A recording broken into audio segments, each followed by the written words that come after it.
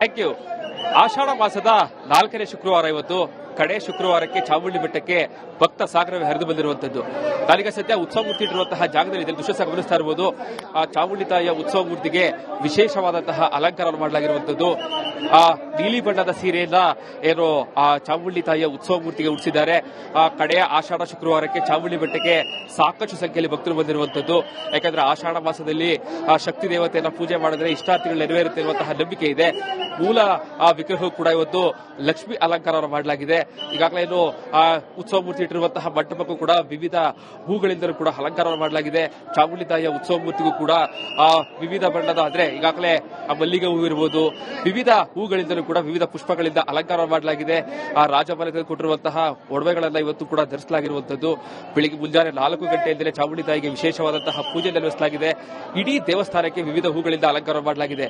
ಉತ್ಸವ ಮೂರ್ತಿ ಇಟ್ಟಿರುವಂತಹ ಮಂಟಪಕ್ಕೂ ಕೂಡ ವಿಶೇಷವಾದಂತಹ ಹೂಗಳಿಂದ ಅಲಂಕಾರ ಮಾಡಲಾಗಿದೆ. ಮುಂಜಾನೆ 4 ಗಂಟೆಯಿಂದಲೇ ಜನರು ಆ ಸರತಿ ಸಾಲಲ್ಲಿದ್ದು ದರ್ಶನ ಪಡಿತಾ ಇದ್ದಾರೆ. 5:30ರಿಂದ ಚಾಮುಂಡಿ ತಾಯಿಯ ದರ್ಶನಕ್ಕೆ ಅವಕಾಶ ಮಾಡಿಕೊಳ್ಳಲಾಗಿದೆ. ಈಗಾಗಲೇ ಇಡೀ ಚಾಮುಂಡಿ ಬೆಟ್ಟ ಭಕ್ತರಿಂದ ತುಂಬಿ ತುಳುಕ್ತಾ ಇರುವಂತದ್ದು.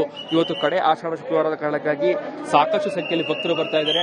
ಸೊ ಹೀಗಾಗಿ ಚಾಮುಂಡಿ ಬೆಟ್ಟದ ಪ್ರಾಧಿಕಾರದ ವತಿಯಿಂದ ಕೂಡ ಸಕಲ ಸಿದ್ಧತೆಗಳ ಮಾಡಿಕೊಳ್ಳಲಾಗಿದೆ.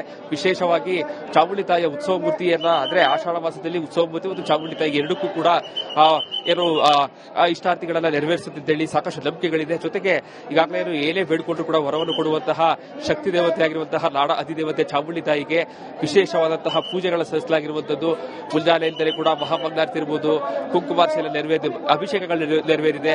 ಇದಾದ ಬಳಿಕ ನಾಡಿಗೆ ಒಳ್ಳೆದಾಗಲಿ ಅಂತೇಳಿ ವಿಶೇಷವಾದಂತಹ ಪೂಜೆಯನ್ನು ಸಲ್ಲಿಸಿದ ಬಳಿಕ ಭಕ್ತರ ಅವಕಾಶ ಮಾಡಿಕೊಳ್ಳಲಾಗಿದೆ. ಎಂದಿನಂತೆ ಈಗಾಗಲೇ ಏನು 4 ಶುಕ್ರವಾರಗಳಲ್ಲೂ ಕೂಡ ಈಗಾಗಲೇ ಪ್ರತಿನಿತ್ಯ ಕೂಡ ಲಕ್ಷಾಂತರ ಭಕ್ತರು ಚಾಮುಂಡಿ ಬೆಟ್ಟಕ್ಕೆ ಬಂದು ವಿಶೇಷವಾದಂತಹ ಪೂಜೆಯನ್ನು ಸಲ್ಲಿಸಿದ್ದಾರೆ.